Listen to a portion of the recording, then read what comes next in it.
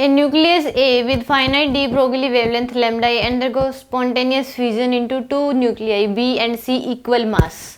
तो इस A का जो है वो क्या मान लो 2m का था A, तो ये दो पार्टिकल M और M, दो मासेज B और C, सेम डायरेक्शन, दोनों सेम डायरेक्शन में है एज दैट ऑफ A जिस डायरेक्शन में था ये भी उसी डायरेक्शन में है. Well C fly in opposite direction with a velocity, B fly in the same direction of A. ठीक है, ये इधर जा रहा था तो ये भी इधर जा रहा है, C अपोजिट में ये इधर है मान, with a velocity equal to that half of that of B. इसकी वेलोसिटी, इसकी मान लो V नोड थी तो इसकी V है तो इसकी कितनी है V/2 है. The de Broglie wavelength lambda B and lambda C.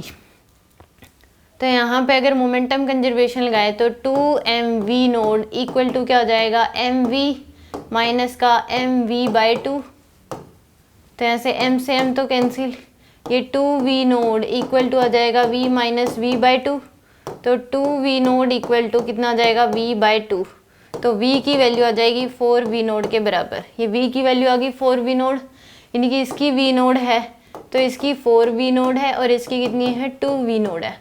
ठीक है जी. तो A का मोमेंटम अगर देखें लैम्डा इक्वल टू क्या होता है h/p. ये A की अगर लिखोगे A की क्या आ जाएगी h/ में m2mv नोड क्योंकि मास 2m है. B का अगर लिखोगे तो वो कितना आ जाएगा h/ में मास m है, वेलोसिटी कितनी है 4v नोड. और C का अगर लिखोगे h/ में मास है m, वेलोसिटी है 2v नोड.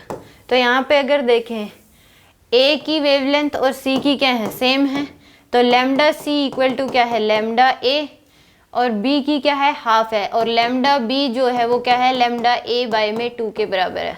तो लैम्डा B की वैल्यू है लैम्डा A/2 और C की वैल्यू A के बराबर है. डी ऑप्शन क्या है इसमें करेक्ट है.